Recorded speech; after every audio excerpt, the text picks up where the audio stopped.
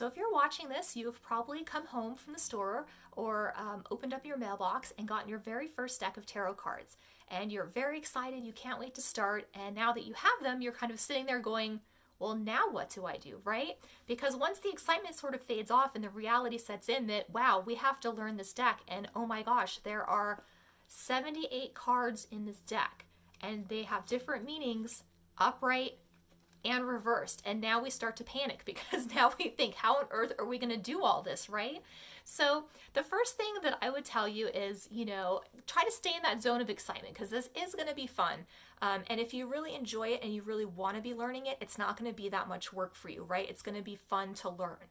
So I would start by just really opening the cards up and checking each one, right? I would look at the pictures, I would look at the colors, I would look at the different images and details that are in each card and really kind of like get to know them and familiarize yourself with them. So when these cards come up in a reading, you may or may not know the exact definition, but the card will be familiar to you, right? It's kind of just forming a connection and getting to know your cards, even if you don't have them like memorized perfectly.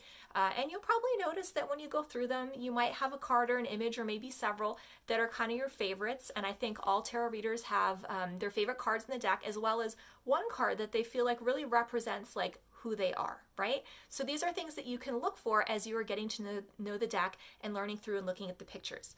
The next thing that I would tell you is, because this is going to be some work for you, right? Is that you kind of need to have a spot where you can refer back to for definitions and meaning and clarity.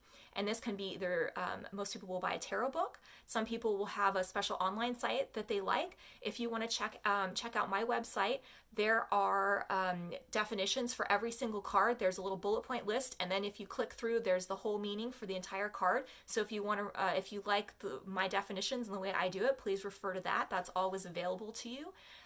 Sometimes too, that's really hard for people, right? Sometimes we like a little check-in and that's okay. But if you really want to learn the cards too, what I found was I had a really hard time doing it on my own. I didn't know anything about tarot. I didn't know anything about spirituality. And for me, it was really important to have like a mentor to go to.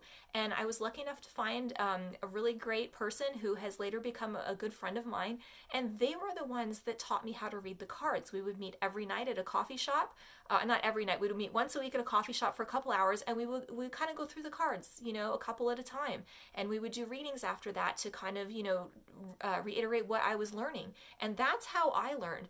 And so if you can take a class, or if you have a mentor or somebody that wants to teach you, I would definitely take them up on that offer. It's very helpful to have a live human being in front of you because you can ask really good questions, or someone can pinpoint specifically, hey, like when you're doing this, you're doing this incorrectly, or here's a better way. So sometimes having the one-on-one, the human contact, or just in a group setting can be really helpful too. And I find that's something that works really well in a lot of my tarot classes when people come.